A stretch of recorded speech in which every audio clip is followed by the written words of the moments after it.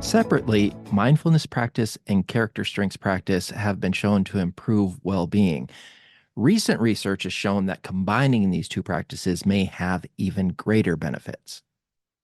Hi, everyone. This is Bob Birch, and welcome to this week's Practicing Connection Practicast, where we highlight a specific practice you can use in your personal and professional growth.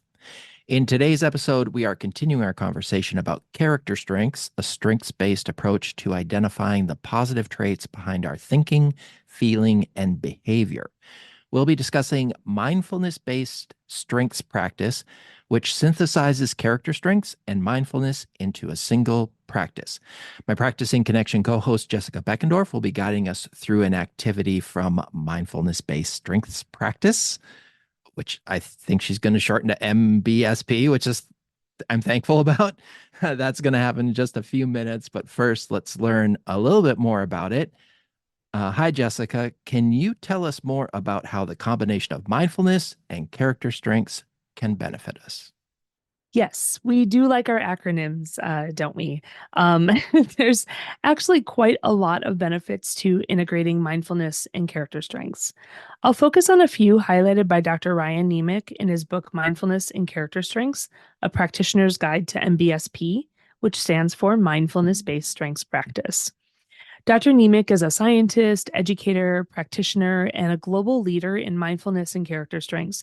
He points out that the integration of mindfulness and character strengths increases self-awareness of the positive potential within us, motivates people to develop, adapt, or deepen their mindfulness practice, and to use their top or signature strengths more, helps us manage overuse and underuse of strengths.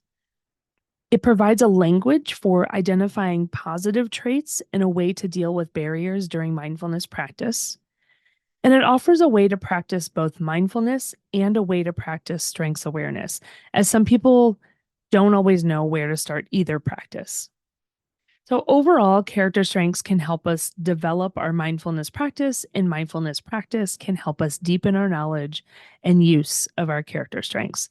And practicing both can have positive impacts on our overall well-being across different domains of life, work, home, and beyond.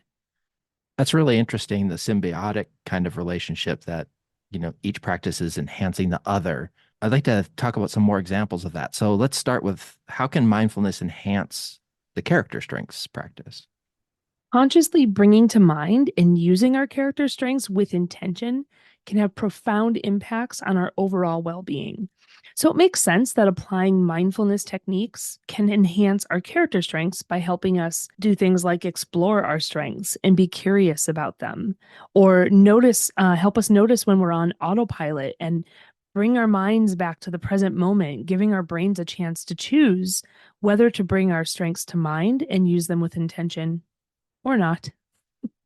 So mindfulness strengths practice is about keeping us awake to our strengths versus on autopilot. Day to day and moment to moment, we can use mindfulness techniques to keep returning to a state of awakeness or awareness.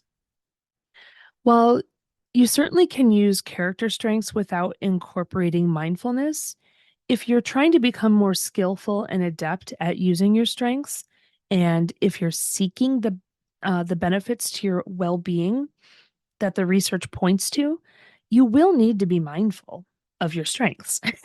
Awareness alone is important, but applying mindfulness techniques keeps you aware of your strengths, how they show up, and how you might choose to use them or to use them differently, because research also points to using your strengths differently. There are benefits to that as well.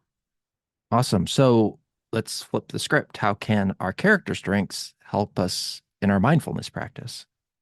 Yeah, this is a really good question, because this is where the interconnectedness between mindfulness and character strengths, I think, is harder to separate. I can't imagine a time when you're engaging in mindfulness practice without using character strengths to help you with your practice. You might not be using your top or your signature strengths, but you are using strengths like curiosity, self-regulation, and often you're using gratitude, spirituality, or even love, just for a few examples. Or if you're like me, you might use perseverance if you have a difficult time with mindfulness practice. So, bringing strengths to mindfulness can help you deal with obstacles that you typically have in your practice. It sort of gives you a language to recognize a barrier and know how to move through it. So, if you're tired, you can remind yourself to use your perseverance and just hang in there. The language of character strengths is really a wonderful complement to mindfulness practice. And one really interesting thing is that we're all capable of tapping into all of our character strengths. So, in my example, even if perseverance is not a strong strength, I can tell you that it's at the bottom. It's like not the bottom, but it's like one of my bottom four. So, even if perseverance is not a strong strength, you know you can still access it. You have the potential and the power and the choice to access it. It can also help you engage with your practice more deeply. You could choose one of your signature strengths to explore during your mindfulness practice. Explore how it's showing up in the moment, or even seek to find it in the moment.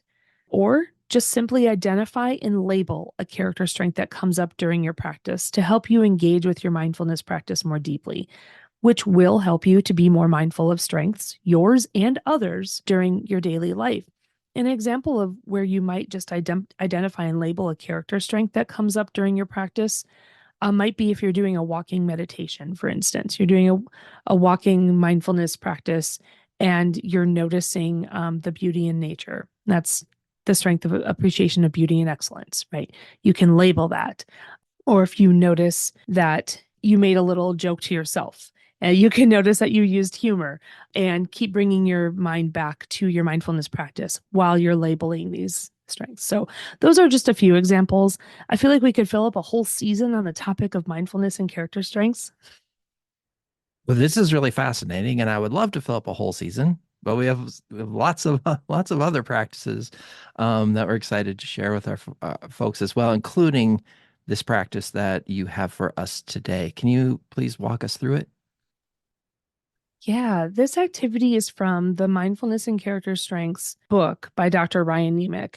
I kind of learned from this and I've dug into it. It's called Character Strengths Breathing Space, the activity.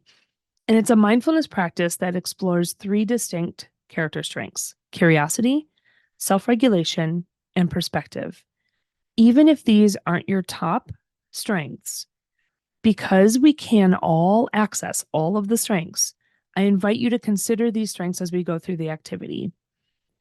So take a moment to get comfortable. When you're ready, you can choose to close your eyes or have a soft focus somewhere on the floor or another neutral space. Begin to just notice your breath without altering how you're breathing. Just simply breathe in and out. And notice each time you inhale and exhale. Sometimes it can help to label it as in and out.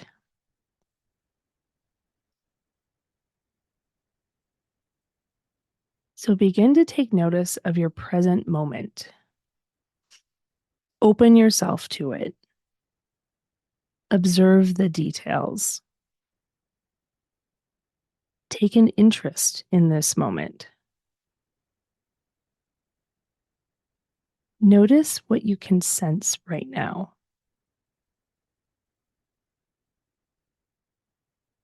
Maybe you're aware of sounds rising and falling. You might be aware of the contact your body makes with your seat. Allow your curiosity to explore the moment fully. Practice being curious about your thoughts and feelings, interested in whatever is in your presence right now. Simply notice these happenings in your present moment and let each one go. If you find yourself getting caught up in one sensation or feeling, just simply say, what else? What else is happening in my present moment? What else is there to be curious about and take an interest in?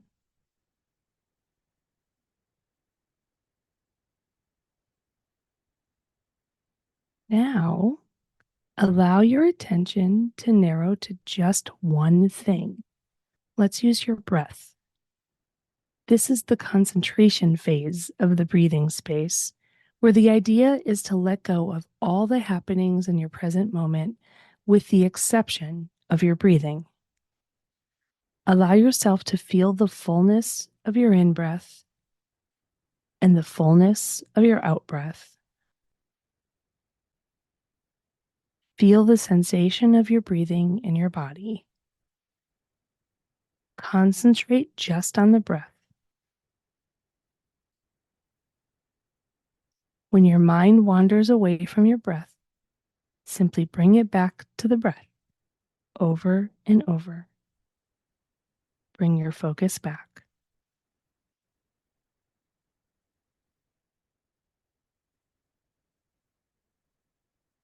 Each time you bring your attention back to your breath, you are practicing self-regulation. This means you're taking control of your attention, always back to your breath.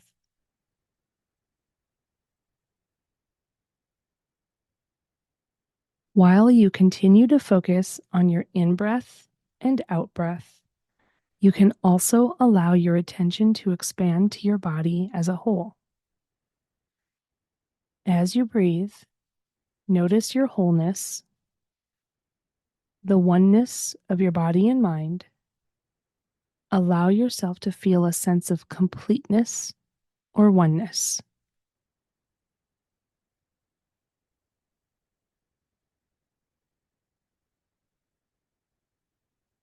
This can be viewed as using your strength of perspective, stepping back to see the wider view of your body and mind and your place in this present moment. This allows you to see and breathe with the bigger picture.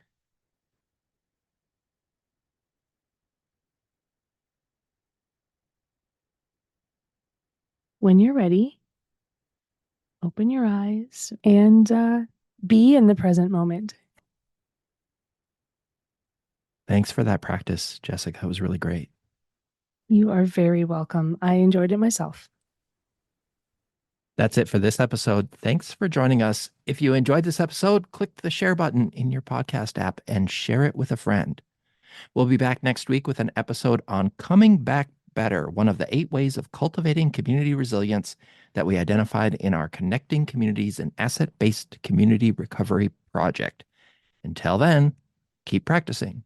The Practicing Connection podcast is a production of OneOp and is supported by the National Institute of Food and Agriculture, U.S. Department of Agriculture, and the Office of Military Family Readiness Policy, U.S. Department of Defense, under award numbers 2019-48770-30366 and 2023-48770-41333.